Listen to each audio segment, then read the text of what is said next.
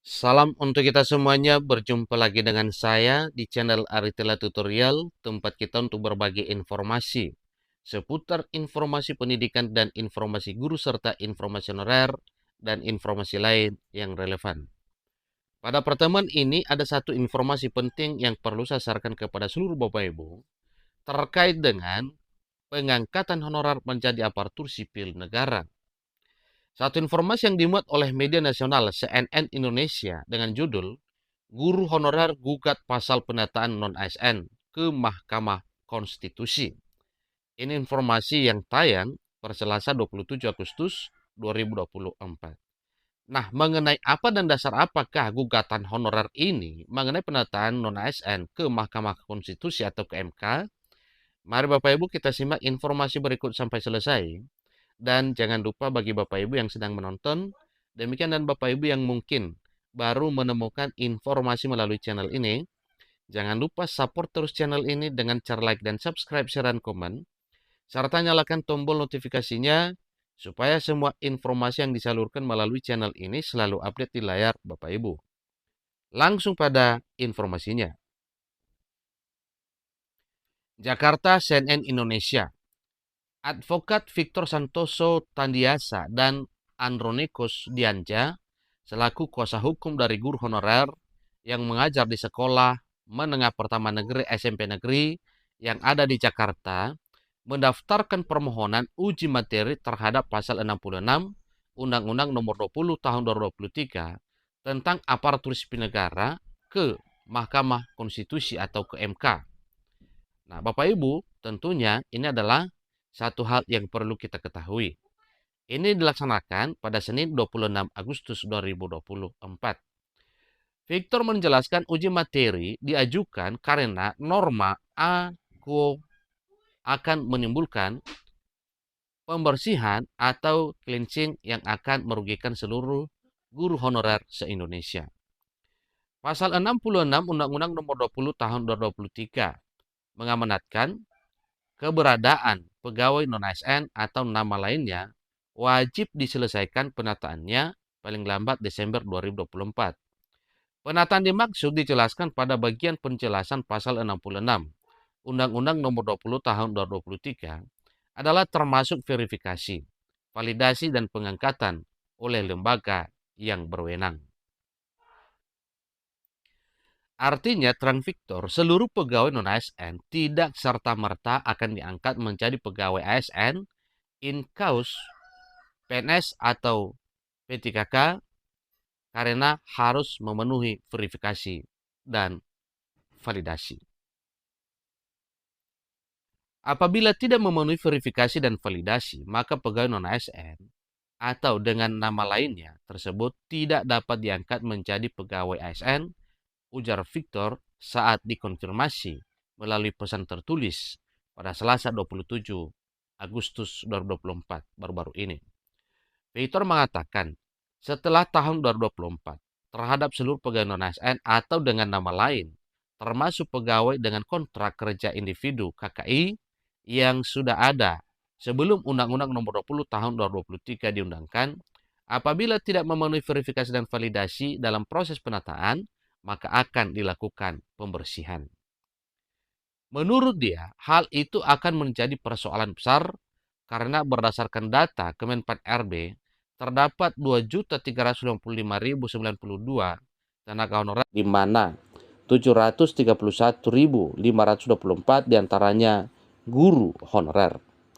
Padahal, tidak semua pegawai non-ASN atau dengan nama lainnya tersebut yang tidak dapat memenuhi verifikasi dikarenakan ketidakmampuannya di lingkungan pekerjaannya, namun lebih ke soal teknis administrasi yang belum bisa dipenuhi karena mekanisme yang cenderung subjektif dari penyelenggara negara, ucap Victor.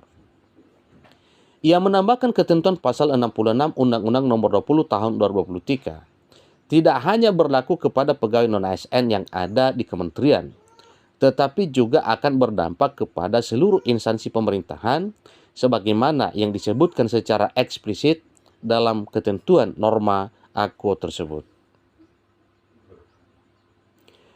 Merujuk pada pasal 1 angka 12 Undang-Undang Nomor 20 2023, yang dimaksud instansi pemerintah adalah instansi pusat maupun daerah.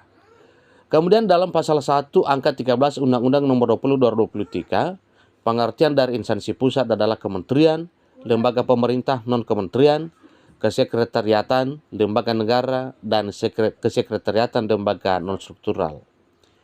Sementara pengertian instansi daerah dalam pasal 1 angka 14 adalah perangkat daerah provinsi dan perangkat daerah kabupaten kota.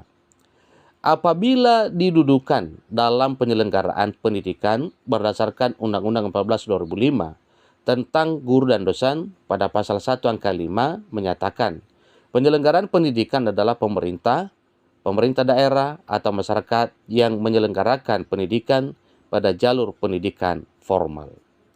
Kemudian pasal 1 angka 6 menyatakan bahwa satuan pendidikan adalah kelompok layanan pendidikan yang menyelenggarakan pendidikan pada jalur pendidikan formal dalam setiap jenjang dan jenis pendidikan.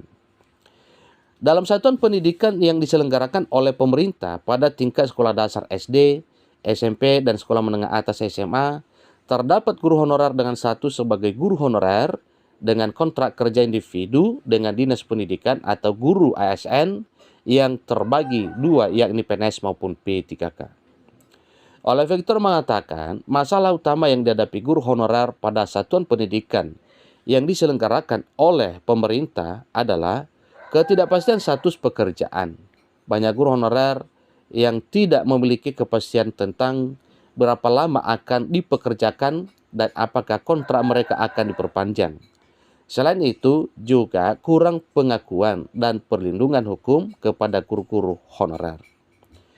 Ini artinya ketentuan norma AKUO apabila diberlakukan pada Januari 2025 akan menimbulkan ketidakpastian hukum bagi para guru honorer yang tidak masuk dalam kategori guru ASN atau guru P3K, ungkap Victor. Hal ini tentunya bertentangan dengan jaminan kepastian hukum yang adil sebagaimana dijamin dalam prinsip negara hukum, sebagaimana diatur dalam pasal 1 ayat 3 dan pasal 28D ayat 1 Undang-Undang Dasar 1945 sambungnya.